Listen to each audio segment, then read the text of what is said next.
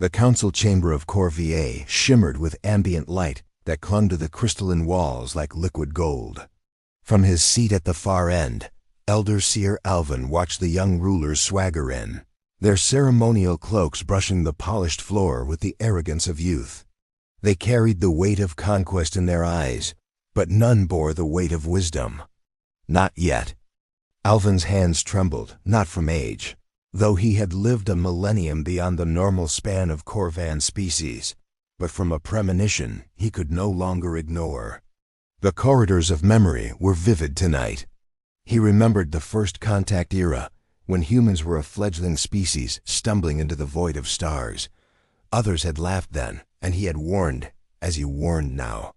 "They call it madness," he murmured to himself, his voice barely disturbing the air, "and yet I saw the seed of storms in them." The council convened, their symbols of rank glinting in the golden light. Their leader, High Chancellor Virith, leaned forward with a smile that carried more amusement than interest. "Seer Alvin, we are honored by your presence. Tell us again, why you fear these humans? What threat could they possibly pose now, 10,000 cycles after our first encounter?" Alvin inhaled, tasting the stale incense of the chamber, a mixture of ozone and resin. He had seen what humans could endure. He had seen them survive calamity that would have fractured entire civilizations. And he had learned their secret: patience. Humans did not strike with immediacy, nor with cruelty alone. They struck with purpose, with creativity, with unyielding faith in themselves, and whether they knew it or not, in the currents of fate that shaped their universe. "High Chancellor," Alvin began, voice steady despite the tremor in his bones, "I have walked among the systems you call abandoned. I have watched the colonies that were left to their own devices. You speak of them as weak, insignificant, inert, but they are alive, and they are waiting." A ripple of laughter swept across the chamber. Some of the younger rulers snickered openly, shaking their heads. "Waiting for what, old man?" Chancellor Virith's tone was velvet over steel. "For your ghost stories to come true?" Alvin's eyes narrowed. His gaze swept the room, landing on each young face in turn. He did not see arrogance. He saw ignorance, a dangerous ignorance born of comfort. The galaxy was wide, but humans were patient, and patience was a storm. "You believe you know them," Alvin said, his voice rising like a tide. "You believe they are remnants, artifacts of a forgotten era, but humanity has endured wars you cannot imagine. Plagues that decimated worlds, yet left their spirit unbroken. You see weakness. I see patience, resilience. A force beyond comprehension." One of the counselors, a tall, thin figure named Lyrax, tilted his head, frowning. "You speak in riddles, Seer. The humans are no threat. They lack our fleets, our technology, our unity. You are clinging to fear, nothing more." Alvin's chest tightened. He had spoken these words countless times before, and each cycle, the council's reaction was the same: amusement, scorn, dismissal. Yet he could feel it in the marrow of the universe, an unease that pulsed through the warp currents like a subtle heartbeat. Something ancient had awakened, and it was listening. "Unity?" Alvin's voice hardened, cutting through the laughter. "Do you call obedience unity? Do you call fleets that follow orders without question unity? Humans create strength from imperfection, from chaos, from doubt. They survive because they do not merely follow, they imagine, they sacrifice, they endure. And when the moment comes, they strike with the clarity of purpose that only a species that has clawed itself from the brink can possess." Virith's smile faltered, replaced by a flicker of irritation. "You speak poetically, Seer, yet poetry does not fill the coffers of the Empire, nor does it expand our territories. The soul sector is ripe for conquest, and we intend to claim it.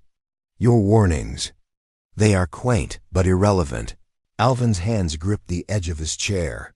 He felt the weight of centuries pressing down on him, a history that no young ruler could comprehend. Every life lost in human expansion, every colony abandoned, every whispered prayer of hope and defiance, it all mattered. It all mattered, and it would matter again if they ignored the truth. He remembered the first time he had seen humans pray, not in temples of stone or crystal, but in the silence between stars, on worlds that trembled under storms, on ships that shuddered under bombardment. They prayed not for themselves, but for each other, for survival, for the continuity of hope. And he had felt it, a subtle presence, a quiet intelligence that moved through the void like the wind across an empty plain. The humans did not know it, yet it guided them. "You do not understand," Alvin said, softer now, almost a whisper. "This is not about fleets or technology. This is about patience, about survival, about a species that the universe itself has tempered, forged in adversity. You call it weakness. I call it inevitability." Silence fell. Even the laughter had died, replaced by a tension that pulsed like a living thing. Virith's eyes were sharp now, calculating. "You would have us wait, forsake conquest?" Alvin's gaze did not waver. "I would have you remember. The humans are not gone. They are watching. And when you strike, you awaken what you do not understand." A nervous murmur ran through the council. Some shifted in their seats, feeling the first prickle of doubt. Others scoffed, but the seed had been planted. The air in the chamber thickened with anticipation, as if the walls themselves held their breath. "You speak of prophecy," Virith said, voice low, almost cautious now. "Are you certain of these visions?" Alvin's eyes glinted with an age-old certainty. "I have seen it, Chancellor. I have seen the humans endure what should have destroyed them. I have seen their worlds flourish when abandoned. I have seen the spark of defiance in eyes that should have known only despair. Do not mistake patience for passivity. They wait, and waiting is a power you cannot measure." Virith's hand twitched, the faintest sign of irritation or perhaps unease. "We will proceed," he said finally. "Your warnings have been noted, Seer, but our ambitions will not be curtailed by fairy tales." Alvin felt a chill as he watched the council dismiss him. His body ached with the years, but his mind remained sharp. He knew what they could not yet see, the calm before the storm, the lull before a force that had learned to endure everything the galaxy could throw at it. He rose slowly, leaning on the carved staff that had guided him through centuries. His voice, though softer than before, carried the weight of inevitability. "And when the storm comes, remember this. It is not fury you will face, but patience, and patience is eternal." The chamber doors closed behind him, and the golden light faded into shadow. Outside, the city of Corvair stretched across the horizon, domes and spires glinting under the cold light of twin suns. The young rulers walked the streets, confident, oblivious. And somewhere beyond the void, in the forgotten systems, humanity stirred not as relics, not as victims, but as a force long tempered by the fire of survival. Alvin turned to the sky, the first stars pricking the night. He whispered a prayer, not for himself, but for the reckoning that would come. "Not luck," he murmured. "Not chance. Someone wanted me to see this day." And somewhere far beyond the light of Corvair, the humans began to prepare, unaware that the eyes of the universe were upon them, and that their patience would become the architects of fate. And in the silence of abandoned stars, the first whispers of awakening stirred. The grand halls of Corvair's shipyards thrummed with mechanical life. Colossal cruisers, sleek as predators, rested in launch bays like beasts awaiting command. Servitor drones hummed along the scaffolds, adjusting plating, calibrating weapon arrays, and oiling the moving joints of the titans that would carry the Empire's pride into the Sol sector. High Chancellor Virith strode along the observation deck, flanked by his council. The golden light of the twin suns glinted off the domed hulls, reflecting in his eyes a mixture of triumph and impatience. The young rulers were intoxicated by the sight of power finally within their grasp. "This is the moment we have prepared for," Virith said, voice deep, resonant, but underscored with an eagerness that betrayed his youth. "The Sol sector has waited long enough. We will take what is ours and nothing, no species, no remnant of history will stand in our way. A murmur of agreement rippled through the council. Some, less confident, kept their eyes on the fleet below, tracing the lines of shipyards that stretched for kilometers. Others, intoxicated with ambition, spoke of glory, conquest, and medals that would commemorate their triumph. Alvin's warnings echoed faintly in the corridors of Virith's mind, a ghostly whisper he refused to acknowledge. "Patience is power," the seer had said. "And patience is eternal." He had dismissed it as old superstition, the fearful ramblings of someone clinging to memory. Now, as the first ships ignited their engines, launching with a roar that shook the bay and rattled the crystal walls, he felt a ripple of tension he could not explain, a sudden, uneasy certainty that something was watching, waiting, far beyond the grid of sensors and scanners. Far from the Empire's bustling cores, in systems labeled abandoned on star charts, humanity stirred. The old colonies, long thought lifeless, were anything but dead. Cities built on the foundations of centuries slept beneath protective domes, powered by automated systems designed to endure neglect. Robots tended crops, maintained infrastructure, and prepared defenses that had been dormant for generations. And in the midst of it all, humans themselves moved like ghosts through empty streets, trained not in fear, but in strategy born from survival. They were few in number, but their ingenuity was boundless. Makeshift devices hummed with hidden energy. Ships that had once been derelict were refitted, recalibrated, and armed. Humans were quietly awakening, responding not to alarms, but to the faint ripple of incoming threat that no alien sensor could detect. Commander Elias Thorne, last of the Sol Sector's original human defenders, walked the corridors of the central hub. His fingers brushed over panels and holographic projections, his eyes narrowing as he observed the movements of automated defenses. "They're coming," he said softly to Lieutenant Mara Klein, his second in command. "And they think we're gone. They think the Sol Sector is theirs for the taking. Let's show them." Patience is stronger than arrogance. The humans did not panic. They did not beg for mercy. They had endured worse than an overconfident alien empire, and every system of defense was primed to reflect that experience.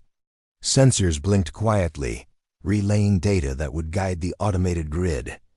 The weapons were silent, invisible, but ready. And humans, moving with uncanny coordination, prepared the final layer, the one that no machine alone could execute: instinct. Back in Corvia, Virith's fleet formed a glittering armada, stretching across space like a predator stalking prey. The young rulers were intoxicated with the magnitude of their power, pointing out star systems they would conquer, imagining resistance crushed beneath disciplined fleets. None remembered Alvin's warnings. None imagined that patience could strike harder than fleets or lasers. Alvin, standing alone in the shadowed corridors of the council palace, watched the fleet depart. He felt each star tremble, each void pulse with quiet expectation. For decades, he had waited for this moment, not to prevent conflict, but to see history unfold in a way that would teach the arrogant the price of hubris. The Empire's fleet leapt through the warp gates, leaving trails of light that curved across the void. Sensors detected no resistance, no warning shots, no ambushes. In their hubris, the rulers assumed the humans were extinct, incapable of threat. They celebrated silently, eager for glory and accolades, oblivious to the faint hum in the void like a heartbeat growing louder. Commander Thorne, watching the alien armada through the scope of a centuries-old observation post, allowed himself a small smile. The humans had not waited for orders. They had waited for patience. For every abandoned colony, for every ship left to rust, for every derelict world, there had been preparation. And now the moment had arrived. A faint pulse radiated from the deepest arrays of Earth's defense grid, subtle as a whisper through the warp currents. Automated systems began to hum, sensors activating, satellites aligning. Humans monitored every response, adjusting, calculating, but always with an eye for the unforeseen. Every tactic of the Empire, every predictable move, had been anticipated in principle, and now it would meet execution. Somewhere in the void, a young officer of Corps VA noticed a faint irregularity on the long-range scanners. A flicker, almost imperceptible, in a system they had assumed empty. He pointed at it, squinting. "Sir, something." "It's responding." Virith dismissed him with a wave, too confident in his fleets, too sure in his conquest. "It's a glitch," he said. "We are gods here. Nothing waits for us. Nothing." But the seer's words echoed, "They are waiting." On the first human colony they would encounter, automated defense systems roared to life. Invisible turrets emerged. Adaptive shielding rippled across surface grids, and ships long thought derelict activated silently in orbit. The humans themselves remained hidden, observing, coordinating, and trusting the systems they had nurtured for centuries. Every move of the Corps VA fleet was anticipated. Every calculation, every assault, met with patience. The first alien scouts were destroyed without a sound. Communication relays went dark. The Empire's fleet assumed it was a minor setback, a glitch in the sector's energy fields. They did not yet understand that patience had teeth, and that history's quiet survivors were about to demonstrate it. Commander Thorn looked at the approaching enemy armada and let out a breath he hadn't realized he was holding. "They think they're gods," he said, voice low. "They don't understand. Humans are patience made flesh." He turned to Mara, who nodded, her expression calm but resolute. "Let's remind them," she said, "that we are not gone. That we endure, that we are never helpless." Back on Corps VA, Virith's confidence began to falter, not from fear, but from the subtle, unexplainable feeling that something had shifted. A flicker, a pattern in the stars, a shadow moving where there should be none. He ignored it at first, blaming sensors. But the unease lingered, crawling through the marrow of the armada. Alvin's prophecy was unfolding with terrifying elegance. The rulers had mobilized their fleets, confident, proud, and ignorant. And the humans, patient, unseen, and relentless, were responding not with fury, but with inevitability. In the deepest reaches of the sector, a single automated drone paused, its sensors locking on a distant warship. Then another, then dozens. Then systems that had waited silent for centuries roared to life with precision that no empire could anticipate. Virith's voice rang through the bridge of the flagship. "Report!" But there was only silence. The first strike had already begun. And somewhere, far beyond the sensors and the pride of empire, humanity smiled at the universe, ready to remind it why they endured. The void was alive with anticipation. Corvia's flagship, Eternal Glory, cut through the darkness like a blade, its hull reflecting the cold light of distant suns. Thousands of vessels followed, their engines humming a chorus of certainty and arrogance. High Chancellor Virith leaned over the command rail, watching his fleet glide into Sol Sector without resistance. Yet even as the officers barked orders and the young rulers cheered their supposed dominance, a quiet unease seeped into the air. A few sensors had begun to flicker minor anomalies dismissed as glitches. But anomalies rarely went away when humans were involved. Commander Thorn observed from the hidden human outpost orbiting Proxima Ix. He had not yet deployed the full strength of humanity's legacy. The Empire believed it was an empty sector, but decades of preparation lay in wait, invisible, silent, and precise. He touched the interface of the central hub. Holographic projections lit up the room, each representing a fleet position, a defensive array, or a hidden satellite. Humans did not strike recklessly, they struck with foresight, exploiting patterns, turning knowledge into advantage. "Initiate Sequence Alpha," Thorn commanded. His voice was calm, almost serene. "Let them taste the patience they so arrogantly dismissed."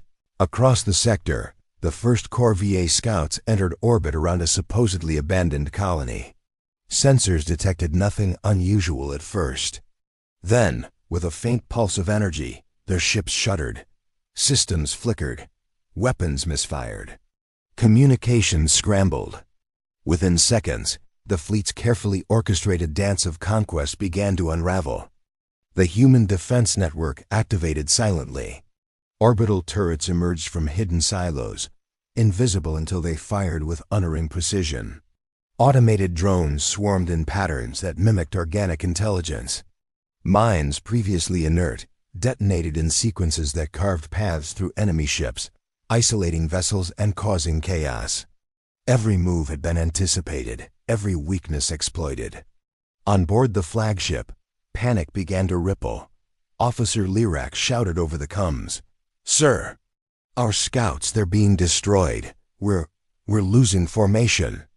Virith's hands clenched the rail. His arrogance had never prepared him for a fleet that seemed to vanish and strike without warning. "Maintain order. This is a minor setback," he barked, though the tremor in his voice betrayed the first flicker of fear. And then came the humans themselves, ships long thought derelict, rebuilt with ingenuity rather than grandeur, appearing out of nowhere. They moved with uncanny coordination, striking from angles the Empire never considered. Humans had no fleets comparable in size, but their tactics were born from centuries of survival against odds that no empire could imagine.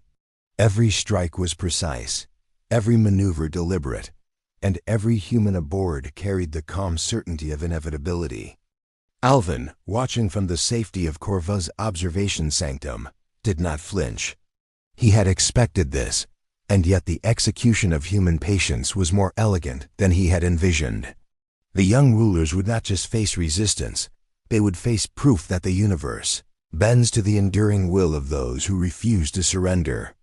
In the chaos, individual human ingenuity shone. Lieutenant Mara Klein maneuvered an orbital platform to intercept a cruiser heading toward Proxima's core. The ship's targeting systems locked onto the cruiser's weak points, not by technology alone, but by instinct honed through countless simulations, centuries of tactical doctrine, and the quiet faith that failure was not an option. The cruiser erupted in a controlled sequence, tearing away from its formation and careening into a minefield designed to trap larger vessels. Sensors went dark as the explosion rippled across the void. Other vessels, following the standard fleet protocols, collided or lost synchronization, turning the armada into a fractured storm. In the flagship's command center, panic escalated into disbelief. Officers ran between consoles, their alien voices tight with fear. "This isn't possible," Lyrax yelled, scanning the displays. "How are they doing this? We have 10 times their numbers." Virith gritted his teeth, staring at the holographic chaos. "Numbers do not win battles." Alvin's words echoed faintly in his memory. "Patience does. Creativity does. Survival does." And then came the human's most subtle advantage, the element of faith. Not religion in a conventional sense, but trust in one another, in their training, in the systems that had been left for them to master. Satellites that had once been inert blinked to life with perfect timing. Drones moved as if guided by thought itself. Every action was synchronized by something deeper than technology: intuition, courage, and collective will.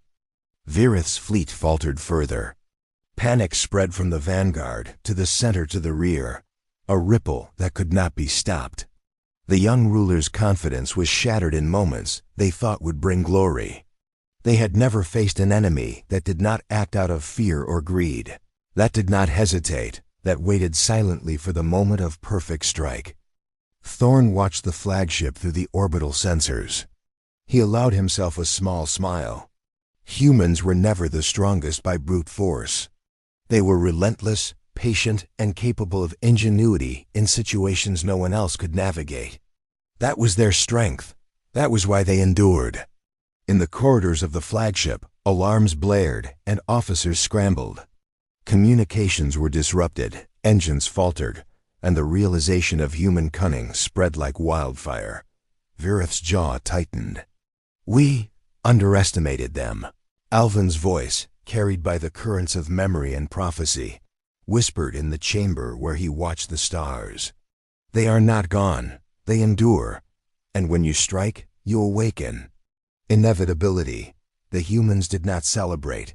They did not taunt.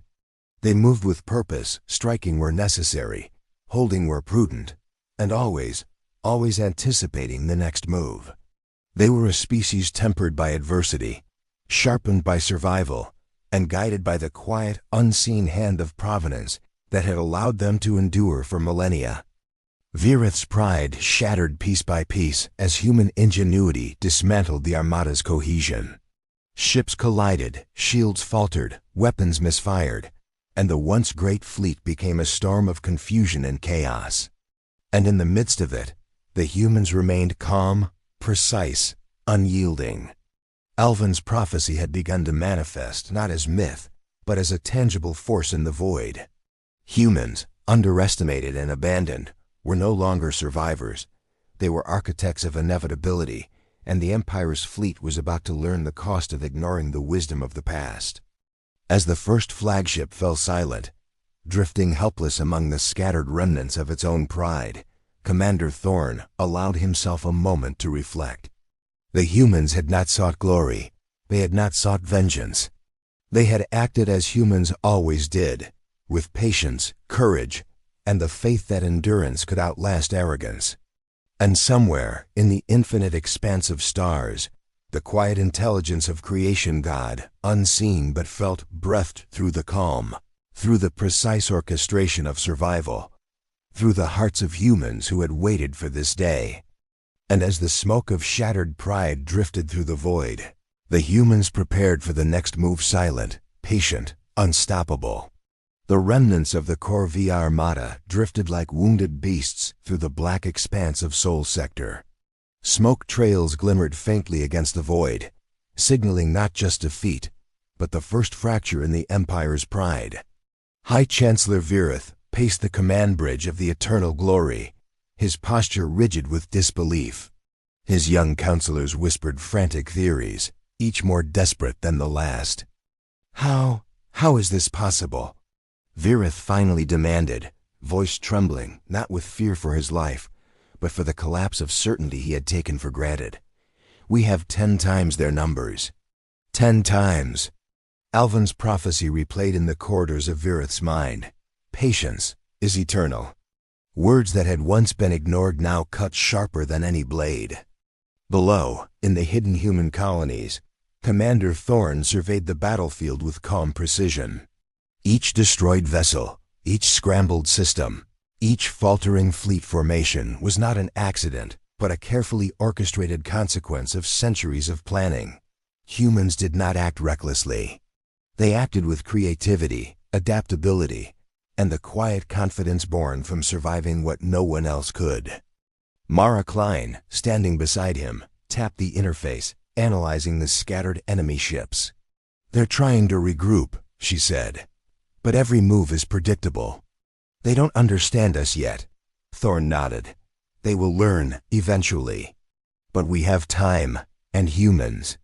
Humans are patient." The Empire's surviving ships were limping toward a nearby cluster of gas giants, seeking cover, repairing damage, and attempting to re-establish communications. Sensors detected subtle, almost imperceptible shifts, gravitational anomalies, faint energy pulses, the silent emergence of the hidden satellites. Humans had not only activated defenses, they had manipulated the battlefield itself. Virith barked orders, trying to maintain cohesion, but every directive was met with frustration. Ships collided in attempts to maneuver around the automated mines. Turrets appeared from angles the Empire's strategists had never considered, and signals jammed by systems long left dormant disrupted their coordination. The young ruler's confidence was fracturing. Fear, for the first time, crept into their veins. On Proxima X, Thorn allowed a rare smile. Humanity had not struck with anger or malice, yet the consequences were devastating for the intruders. Every action was calculated, deliberate, and infused with ingenuity that technology alone could not explain. Humans improvised, adapted, and endured. Every lost vessel of theirs had taught a lesson. Every strike was a testament to survival and the power of creativity. Alvin, observing from the sanctum on Corvée, felt a subtle pulse of divine presence, almost as if the universe itself was watching the clash. The humans' patience, their ingenuity, their quiet courage, it resonated with something older than stars. It was the faint brush of providence, a whisper that survival was not random, and that destiny favored those who endured with purpose. Virith's desperation grew. "Reform ranks, retreat, regroup." He shouted, but the Empire's forces struggled to respond. Their pride had made them predictable, and predictability was humanity's greatest weapon. Suddenly, the first Earth automated battle stations activated fully. Massive energy arrays flared to life in orbit around key planets, projecting shields, launching defensive drones, and manipulating gravitational fields with precision that defied the Empire's sensors. The Corvair fleet was caught in a web of human ingenuity. Ships that thought themselves invincible now drifted powerless, ensnared by systems they had assumed were long abandoned. Mara Klein monitored one of the captured cruiser's feeds. "They're trying to adapt," she noted, "but every move they make plays right into our trap. They don't realize. Patience isn't just defense. It's a weapon." Thorne allowed a quiet laugh, a sound of calm authority. "Let them learn," he said. "They think strength comes from numbers or firepower. Humans know better. Strength comes from waiting, watching, and acting at the exact moment the universe allows." Across the void, Alvin's mind wandered to the young rulers of Corvair.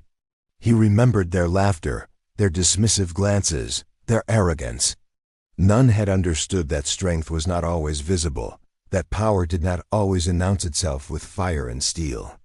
Humans endured because they had learned to survive impossibility, to make the abandoned vibrant, and to turn weakness into advantage. The Empire's fleet faltered further. Ships attempted to escape, only to find themselves isolated.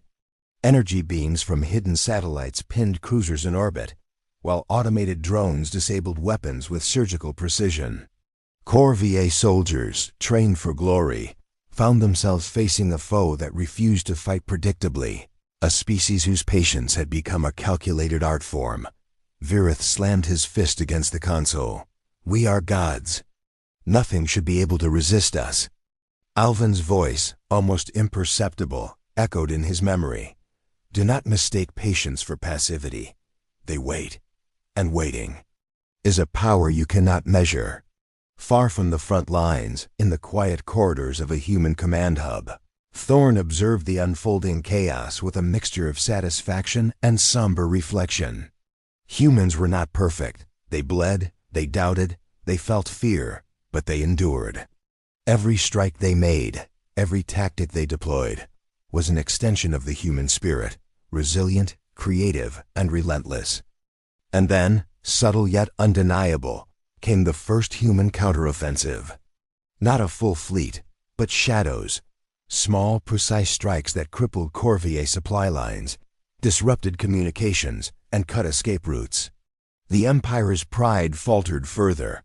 Every move to recover their advantage was anticipated.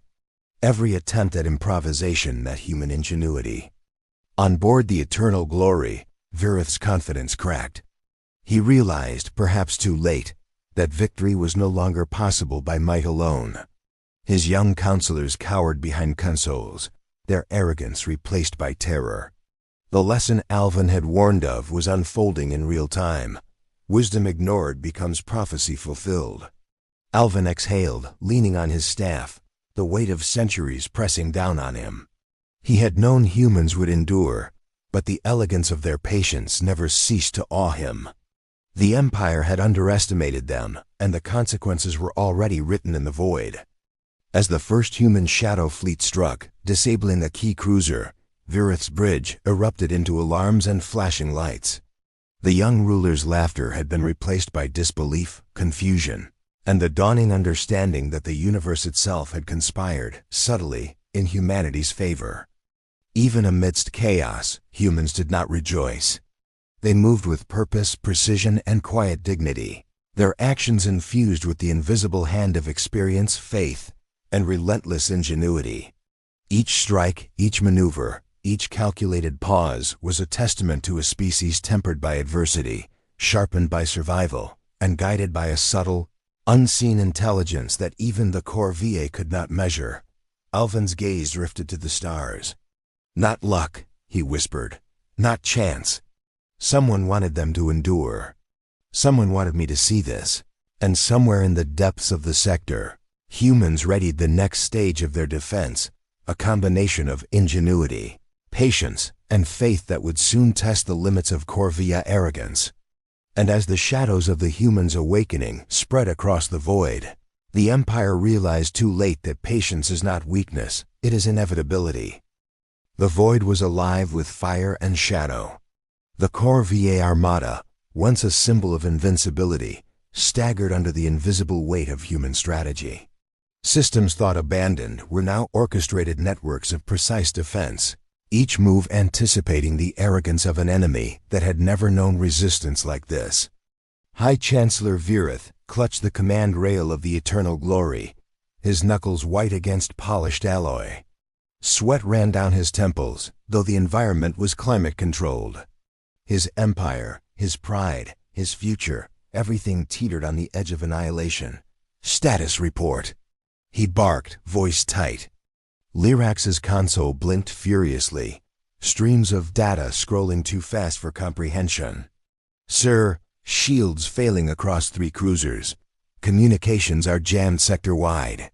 Satellite arrays are... they're coordinating independently. It's as if the humans can see all our movements before we make them." Virith's chest tightened. "Impossible. They're scattered." "How could they?" "Patience." Alvin's words echoed in the back of his mind, haunting yet precise. Patience is eternal. Across the Soul Sector, humans moved like shadows made manifest. Commander Thorne's fingers danced over holographic interfaces, his eyes scanning multiple feeds simultaneously. He did not shout, did not panic. He simply adjusted, predicted, and executed, a calm conductor orchestrating a symphony of inevitability. Lieutenant Mara Klein observed the sensors, noting a cluster of enemy vessels attempting to regroup near the gas giant cluster. "They're trying to form a counterattack," she said, voice steady. "But their patterns are predictable. We've studied their tactics for cycles. It's their arrogance, it always gives us the advantage." Thorne nodded. "Prepare sequence beta. Let's give them a taste of patience in motion." And then the void shifted.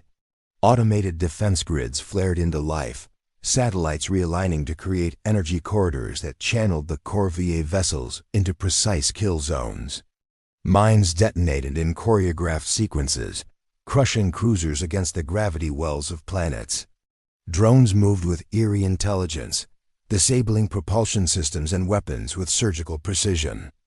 Virith's fleet had numbers, they had firepower. But they did not have ingenuity honed by centuries of survival, nor the patience that could make a few humans outmaneuver entire legions. Each strike tore formations apart. Each attempt to adapt was met with an unseen counter, and slowly, chaos spread. A cruiser exploded in a brilliant arc of blue-white energy, sending shrapnel across a cluster of follow-up vessels. Another, attempting to escape through a dense asteroid field, was met by human improvisation. Remotely piloted drones redirected asteroids into its path. Ships collided, engines flared, and the once proud armada staggered like wounded giants. Virith's council was in disarray. Officers barked orders that no one could follow, scrambling for control in a storm they could not anticipate. Panic had replaced confidence. The young rulers who had laughed at Alvin's warnings now stared at screens streaming images of their annihilation in real time. Alvin, watching from Corvé's observation sanctum, did not flinch. He had known this day would come, and yet the execution of human patience was awe-inspiring, even to him. Humans were not perfect. They suffered, doubted, and feared, but they endured. And when the moment came, they struck with clarity, creativity, and faith that even the stars themselves seemed to acknowledge. Virith clenched his teeth, his mind racing for solutions. Regroup, fall back. We cannot. But every retreat had been anticipated. Every maneuver calculated. The humans were not just defending, they were orchestrating a counteroffensive that unfolded across the sector like a living entity. Ships that thought themselves safe were ensnared by gravitational traps, immobilized by drones, or forced into collisions that fractured hulls and shattered pride. Commander Thorne allowed a rare smile as he watched the Empire falter. "They thought survival depended on overwhelming force," he said softly to Mara. "Humans know it's about timing, patience, and ingenuity." Mara's eyes glinted with quiet pride. "And they underestimate what we've endured. They'll learn if they survive." Back in the chaos of the Corvée flagship, alarms screamed, lights blinked, and the first full realization of defeat began to settle in. Pride shattered, arrogance crumbled, and fear crept into every corner of the command deck. Virith's empire was not yet annihilated, but the tide had turned, and the humans' patience was no longer abstract, it was lethal. Alvin, feeling the pulse of destiny, whispered to the empty chamber. They waited, they endured, and now, the universe remembers them. In the hidden corridors of human control, ships once considered derelict now moved as instruments of precision. Automated grids, tactical satellites, and human ingenuity converged into a single coherent force. Each move was deliberate, each strike a lesson in resilience. Humans were not just surviving, they were reclaiming what had been underestimated for 10,000 cycles. Virith's final hope rested on a desperate gamble. Concentrate fire on the largest human hub in the sector, hoping to crush the source of coordination before it could spread. But even as he ordered it, subtle anomalies rippled through his sensors. Satellites blinked in patterns that defied logic. Energy pulses redirected attacks with uncanny precision. It became clear, humans had anticipated this. They had always anticipated this. And then, in the silent void between stars, the first human strike in full scale erupted. Ships that had seemed lifeless now surged forward, intercepting missiles and projectiles with unprecedented agility. Every weapon fired by the Empire was met with adaptation. Every strategy predicted. Every arrogance punished. Virith's fingers trembled on the console. Impossible. They should be weak. They should be. Alvin's voice, though absent, seemed to fill the chamber. The wise fear humans not for their strength, but their patience. The Empire's fleet, fractured and faltering, drifted helpless in the wake of human precision and timing. Systems burned, engines failed, and the illusion of invincibility shattered like glass against stone. And above it all, humans did not cheer. They observed, adapted, and prepared for the next wave. Victory was not a moment, it was a pattern. Patience was not inaction. It was inevitability. Commander Thorne's eyes scanned the void. "This is just the beginning," he said. "We've reminded them why humans endure." And somewhere, deep in the infinite, the quiet intelligence that had guided survival for millennia, the subtle presence of creation itself stirred, unseen but acknowledged, as humanity continued its measured, unstoppable resurgence. And as the first wave of Empire ships drifted crippled, the humans prepared to show the galaxy that patience, ingenuity, and faith were weapons no arrogance could withstand. The void was no longer silent.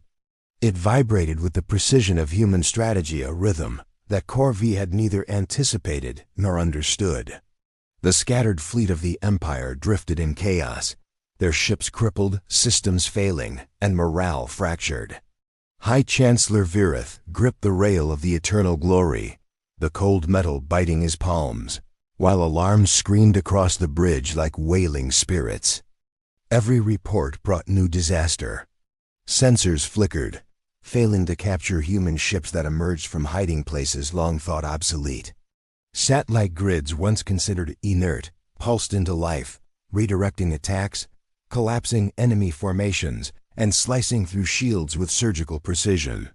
The humans did not merely react, they dictated the flow of battle. Virith turned to Lyrax, eyes burning. How are they? They anticipate, Lyrax stammered, fear breaking through his disciplined facade. Every maneuver, every pattern. It's like they can see the future. Alvin's words, echoing faintly in the recesses of memory, cut through the young ruler's panic. Do not mistake patience for passivity. They wait, and waiting is a power you cannot measure. In the hidden corridors of the Soul Sector, Commander Thorne watched the unfolding chaos with an almost serene satisfaction. His human forces were few compared to the Corvier Armada, but they wielded centuries of ingenuity, improvisation, and relentless creativity. Each strike was precise, each countermeasured, and each move leveraged the arrogance of their enemy. Mara Klein adjusted the trajectory of an automated satellite. They're trying to regroup near the nebula cluster. If they reach it, they could use the interference for a coordinated strike. Thorne's eyes narrowed. Let's remind them that interference is just another challenge. Initiate sequence gamma. Redirect energy arrays and prepare the traps in the cluster. Let them learn. Humans anticipate. The nebula cluster shimmered ahead, a haze of ionized gas and drifting rock. Within its depths, the Corvier fleet saw opportunity, unaware that the humans had preemptively positioned mines, adaptive turrets, and surveillance drones in every potential approach vector. The Empire's ships moved confidently, expecting advantage, but instead they entered a theater of precision they could neither predict nor escape. As the first cruisers penetrated the cloud, automated defenses struck with lethal timing. Turrets emerged silently from the mist, firing bursts that targeted propulsion and shield generators. Mines detonated in cascading sequences, isolating vessels and collapsing formations. Communications jammed, leaving commanders shouting into voids where no reply would come. Virith's hand trembled as he barked orders. Form ranks. Concentrate fire. Do not. But every action was anticipated. Humans had calculated contingencies for every conceivable maneuver, adapting faster than the Empire could react. The Corvier flagship lost its outer shield in seconds, flares igniting across its hull. Panic spread like wildfire, officers screaming in coordination that had long relied on predictability. In the midst of the chaos, human ingenuity shone brightest. Mara Klein maneuvered a small retrofitted vessel through the nebula, using the cloud itself as cover to deploy decoys and interference devices. Enemy targeting systems locked on false signatures, wasting precious energy while the real threat remained unseen. Humans did not need overwhelming numbers. They used the environment, creativity, and patience to make scarcity lethal. Alvin, observing from the sanctum, felt a quiet satisfaction. Humans were never meant to conquer with brute force alone. They conquered through endurance, ingenuity, and the unwavering faith that survival demanded adaptation. The arrogance of the Corvier would not survive against this. "Sir," Lyrak shouted from the command console, "they're coordinating with planetary defenses. They're everywhere at once." Virith's mind struggled to comprehend. His fleet had once been supreme, a force unchallenged across countless sectors. Now they were ensnared in a web of precise counterattacks, unable to react before the humans struck again and again. Across the void, human forces moved with unyielding purpose. Automated drones disabled weapons, mines isolated ships, and satellites disrupted formations. Humans on the ground adjusted every move with intuition honed through generations of survival, improvising tactics no machine could fully replicate. Thorne's voice was calm, measured, but carried weight in every word. "Remember this, Mara. They believed force alone would secure victory. Humans know force is temporary. Patience, creativity, and faith these endure. This is our strength." The first Corvier cruisers began to retreat in disarray, drifting toward the gas giants as engines faltered. The nebula became a cage, a trap the Empire had willingly walked into. Every attempt to escape played into the humans' hands, a chess game where foresight and adaptability outweighed numbers. On the flagship, Virith's voice broke as he realized the truth. "We underestimated them entirely." Alvin's words, steady and inevitable, echoed in the emptiness. The wise fear humans not for their strength, but their patience. And in the silent void beyond the nebula, humans prepared for the next phase strikes designed not just to repel, but to teach the Empire the cost of arrogance. Each system, each defense, each human action carried the subtle presence of something greater than themselves. A quiet intelligence, unseen yet undeniably guiding the flow of survival. The Corvée fleet floundered, fractured, and exposed. Human ingenuity, tempered by centuries of adversity, orchestrated destruction with the patience of a predator waiting for prey to exhaust itself. And somewhere, hidden from view, the quiet hand of Providence breathed life into their resilience, shaping outcomes that the Empire could never predict. Commander Thorne's eyes reflected the stars. "They came for conquest," he said softly. "But they found only patience and the consequences of underestimating a species that refuses to yield." And as the nebula swallowed the pride of an empire, humanity's calm precision began to carve a path through the void, showing the galaxy why patience is the deadliest weapon of all. The Corvée Armada had become a shadow of its former grandeur. What had begun as a march of unstoppable pride now staggered in disarray, crippled by a foe it had never imagined. Alarms screamed endlessly across the eternal glory, consoles sparking, officers shouting over interference, and the young ruler's confidence shattered into shards of panic. High Chancellor Virith paced the bridge, eyes darting across displays that mapped the systematic destruction of his fleet. "Pull back, fall back, regroup." His voice was commanding, but empty of conviction. Every order arrived too late. Ships were stranded, communications fractured, engines failing. Every metric of control was slipping through his fingers. Lyrax, trembling but trying to maintain composure, whispered into the chaos, "Sir, it's not just the fleet. Their systems are everywhere. Satellites, planetary defenses, drones, they anticipate us." "Anticipate every move." Virith turned sharply, his pride cracking, his gaze sharp with desperation. How can they? We are gods." "We," Alvin's voice, like a cold wind through memory, answered in the echo of prophecy. "Do not mistake patience for passivity. They wait. And waiting is a power you cannot measure." Far away, in the hidden command hubs of the Sol Sector, humans observed the unfolding disaster with calm, deliberate focus. Commander Thorne did not shout. He did not need to. Every human under his command moved with the quiet certainty of inevitability. Every strike, every calculated move, exploited the Empire's arrogance. Lieutenant Mara Klein studied the Corvée movements through the sensor network. "They're trying to rally at the Lighten cluster," she noted, fingers flying across the interface. "But it's too late. They're trapped, fragmented. Every escape vector leads to a kill zone." Thorne's lips curved in a rare, controlled smile. "Let's ensure that lesson is unforgettable. Sequence Delta. Activate orbital intercepts and redirect the satellite arrays. Let them see patience as a force of inevitability." The nebula cluster had become a cage of silent death. Corvée vessels, large and small, struggled to maneuver. Drones swarmed from hidden stations, disabling engines.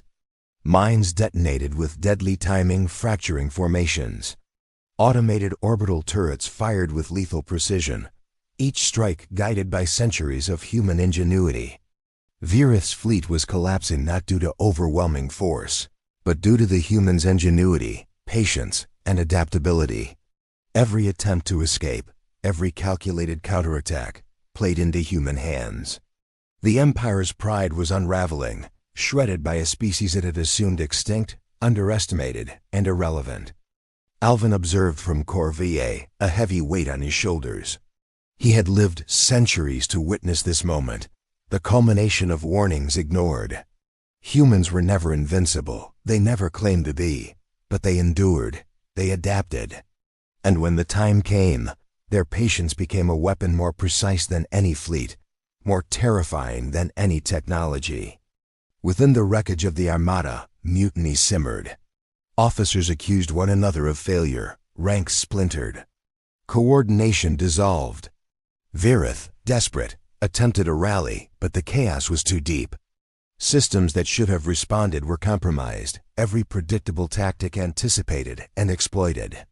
The Empire's faith in technology and numbers alone was revealed as hubris.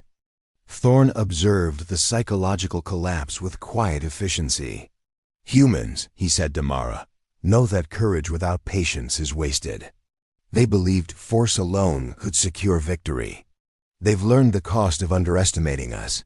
Mara nodded, her gaze steady. "And yet they'll remember this always. This is more than defense. This is history teaching arrogance the price of pride." The first human counteroffensive had already begun. Shadow fleets, undetected until the final moment, emerged from hidden vantage points, striking crippled vessels. Mines detonated in precision patterns, turning retreating cruisers into drifting wrecks. Automated satellites coordinated with uncanny precision, predicting maneuvers before the Empire could execute them. Virith's voice faltered as he issued desperate commands.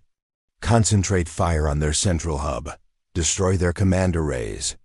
If we—" He stopped, the reality striking with unbearable clarity. The humans' hub was a phantom. There was no single point to destroy.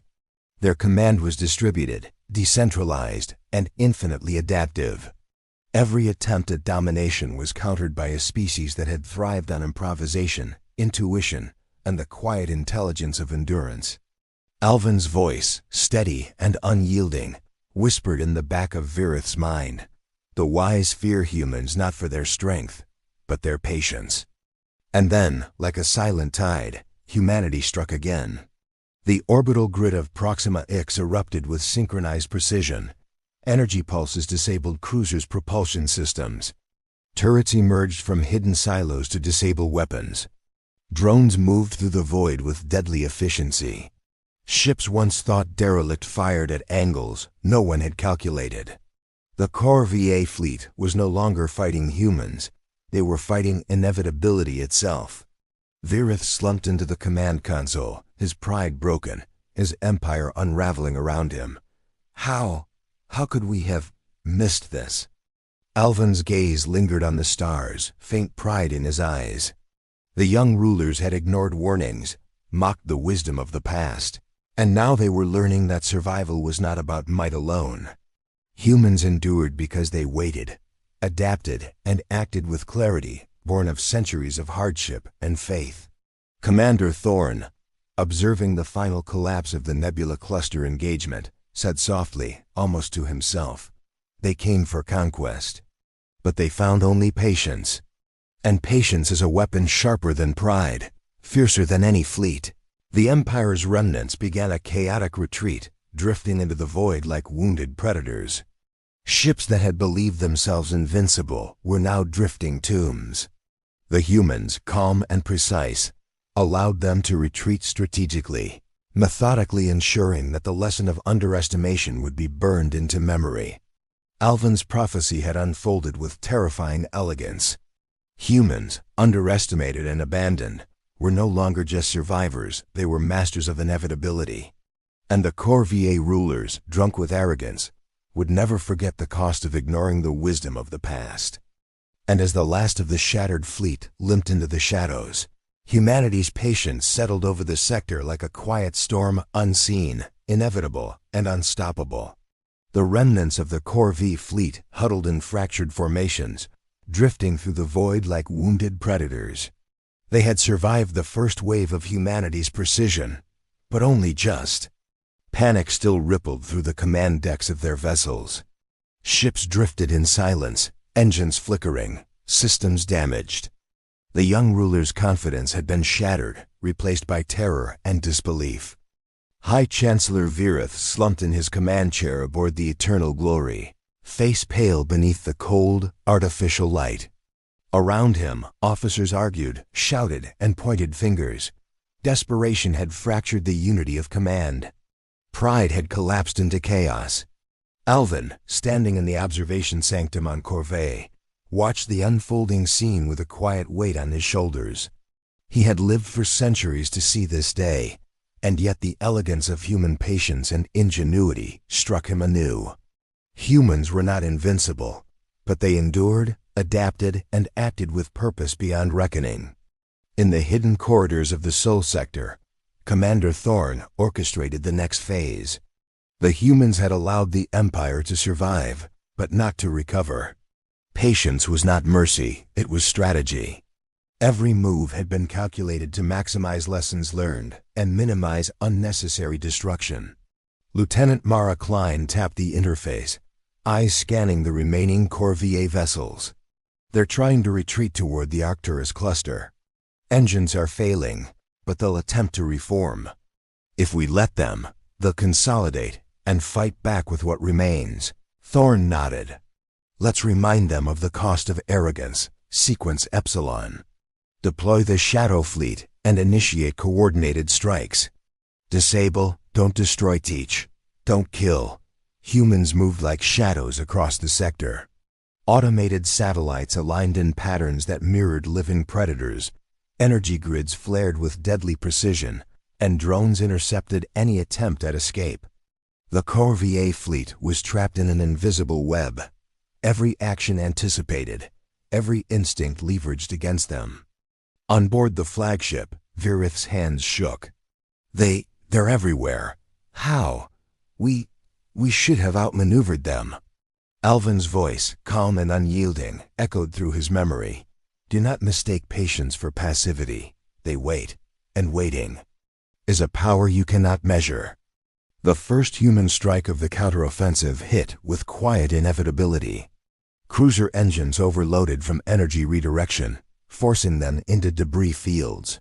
Automated orbital turrets disabled weapons with surgical precision. Mines detonated in orchestrated sequences that prevented escape. The young rulers realized too late that the humans' patience had been a shield, a trap, and a weapon all at once. In the chaos, individual acts of human ingenuity shone. Mara Klein piloted a small vessel through the gaps in the nebula cluster, deploying interference devices that crippled enemy targeting systems. Lieutenant Varek, stationed at an orbital platform, recalibrated energy grids mid-battle to redirect Corvier fire into space, saving dozens of human and neutral ships. Humans improvised, adapted, and coordinated with precision that no Corvier algorithm could predict. Virith's council was fractured beyond repair. Officers accused one another of incompetence, strategies collided in panic, and the first whispers of mutiny rippled through the remaining vessels. Pride, once their armor, had become their weakness. Thorn observed silently, allowing the Empire to collapse under the weight of its own hubris. Humans did not celebrate. They moved with purpose, precision, and a calm that amplified the terror of their enemy. Every strike carried lessons: patience, creativity, ingenuity, and the quiet intelligence that had guided humanity for millennia.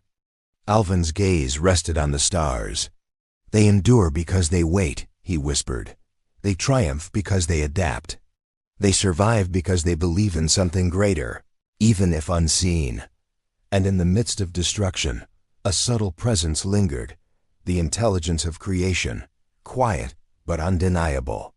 Not manifest, not imposing, but felt in every precise strike, every calculated pause, every life preserved by ingenuity rather than firepower alone.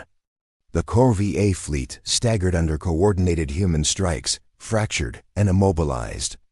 Attempts to regroup were intercepted by shadow fleets, drones, and adaptive defenses. Communications broke down entirely. Panic became contagious. Officers who had once laughed at the warnings of the elders now begged for guidance that would never come. Virith's final, desperate orders were ignored by crews who no longer trusted him. The Empire's pride had become its chains. Every retreat, every countermeasure, was anticipated and neutralized. Humans moved not with arrogance, but with the relentless clarity of inevitability. Thorn allowed himself a rare, quiet smile. They sought conquest, he said softly to Mara, but they found patience, ingenuity, and the consequences of underestimating a species that refuses to yield. Mara nodded, her eyes reflecting both relief and awe. We've shown them the cost of pride. Now they understand why the humans endured. Alvin, observing from the distant sanctum, felt the culmination of centuries in motion. Humans were not gods. They were not flawless. But they were relentless, creative, and patient beyond measure. And in that patience lay a power no empire could conquer, no arrogance could overcome, and no technology could fully anticipate.